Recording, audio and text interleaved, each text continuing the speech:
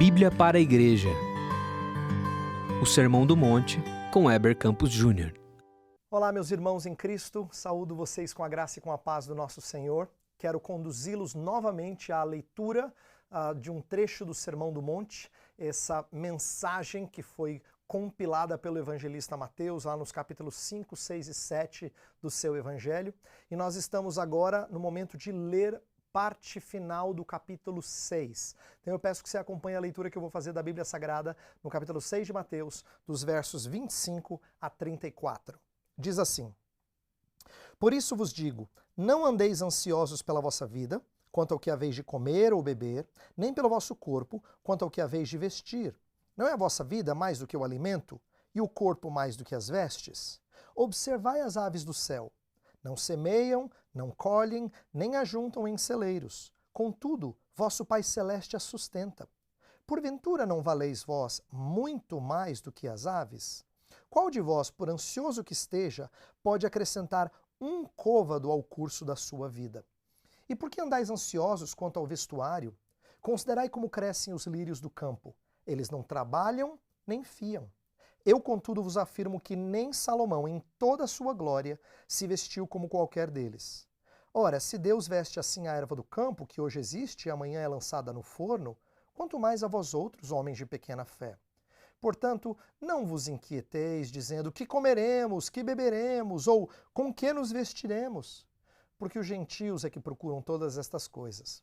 Pois vosso Pai Celeste sabe que necessitais de todas elas. Buscai, pois, em primeiro lugar o seu reino e a sua justiça, e todas essas coisas vos serão acrescentadas. Portanto, não vos inquieteis com o dia de amanhã, pois o amanhã trará os seus cuidados. Basta ao dia o seu próprio mal. O Sermão do Monte, como eu já falei outras vezes em outras devocionais aqui, ele serve para corrigir nossa visão de espiritualidade. Tanto é que no capítulo 5, Jesus vai contra uma visão popular dos mandamentos que não combinava com a profundidade de conceitos presente em cada um dos mandamentos. E eu poderia dizer que isso é verdadeiro também do capítulo 6. Porque no capítulo 6, quando Jesus abre dizendo que a nossa vida não deve ser mostrada para os outros, a vida espiritual mostrada para os outros, mas a gente deve direcioná-la ao Senhor, eu poderia dizer que essa é uma quebra do terceiro dos 10 mandamentos, de não tomar o nome de Deus em vão. Depois, quando Jesus fala do amor ao dinheiro, dos versos 19 ao 24, a gente poderia dizer que ali há uma quebra do primeiro mandamento, de não ter outro Deus além do Senhor. Mas e aqui, nesse trecho que a gente leu aqui, do 25 ao 34, o final do capítulo 6? Eu creio que essa é uma aplicação muito pertinente de como nós não seguimos adequadamente o quarto mandamento. Lembra-te do dia do sábado para o santificar. Esse é um mandamento que fala do nosso descanso no Senhor. E Jesus vai tocar num ponto primordial para a vida cristã, o nosso descanso no nosso provedor, no nosso Pai e Senhor. Infelizmente, nós não reconhecemos a seriedade do pecado que nós chamamos de ansiedade. Há em nós a sensação de que esse é um desses pecados que todo mundo tem, mas não confessa tristemente, com lágrimas nos olhos, que tem problema com isso. Você provavelmente nunca viu ninguém chorar de tristeza por ser ansioso. Não estou dizendo que isso não pode acontecer e nunca aconteça, mas esse é um desses pecados de estimação que a gente parece reconhecer que temos, mas nós não lamentamos e não lutamos contra ele. Isso é revelador de que a gente não valoriza quão sério é sermos crentes que continuam com incredulidade remanescente na nossa vida. Porque é isso que é ansiedade. Ansiedade é uma incredulidade remanescente no crente. Parece uma contradição, não é?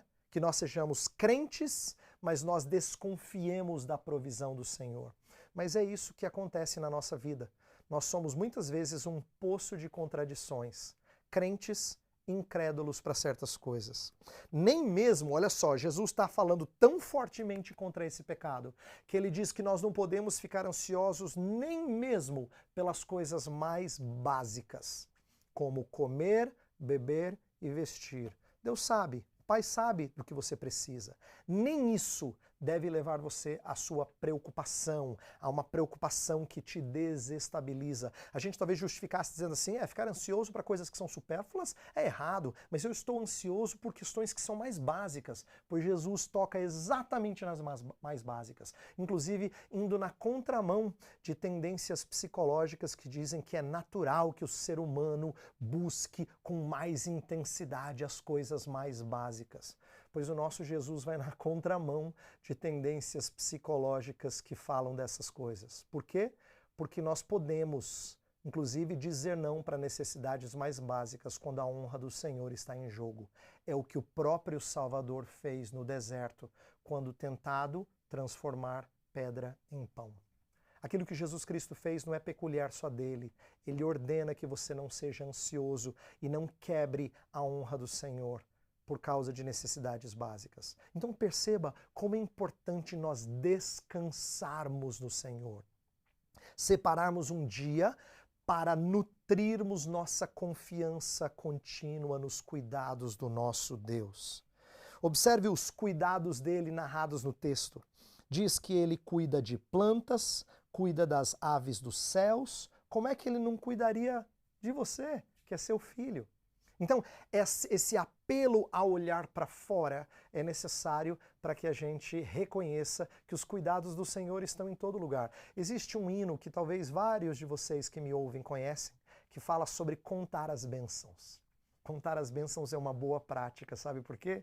Porque força a gente a perceber os constantes cuidados do Senhor e abafa a nossa ansiedade por coisas do presente. A ansiedade é bastante míope, ela olha para problemas aqui sem perceber cuidados ontem e antes de ontem.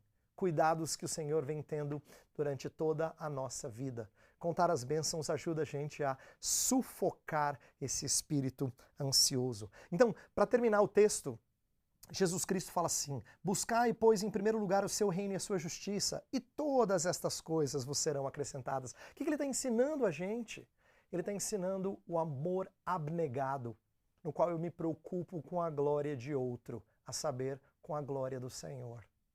Quando eu tenho as necessidades mais básicas aparentemente faltando, e eu ainda honro o Senhor acima de todas as coisas, eu mostro para o Senhor que o meu amor por Ele é maior, inclusive, do que o meu amor por mim mesmo. A graça é melhor do que a vida. E é isso que Jesus nos ensina aqui, a buscar o reino de Deus acima, inclusive, de nossas necessidades mais básicas. E ele termina dizendo: não vos inquieteis com o dia de amanhã. O dia de amanhã tem os seus males. Ele está dizendo para você, olha, preocupar-se com o que vai acontecer no futuro próximo não é para você. Você é limitado. Deixa com quem cuida melhor de você. Cuide do dia de hoje. Não se preocupe com o dia de amanhã. Deus treinou o seu povo desde o início a confiar que a provisão diária viria com o maná e que não devia se preocupar com o pão da semana que vem ou o pão de daqui a 3 dias. Basta cada dia o seu mal. Que o Senhor nutra em você um descanso nele, um descanso que faz com que você não se preocupe nem mesmo com as necessidades mais básicas, mas você nutra no seu coração um desejo de honrar o Senhor, mesmo debaixo de grandes apertos. Assim, eu creio que Deus vai suprir cada uma das suas necessidades e vai te dar mais. Ele vai te dar ricos tesouros à medida que o Senhor é estimado pelo seu coração.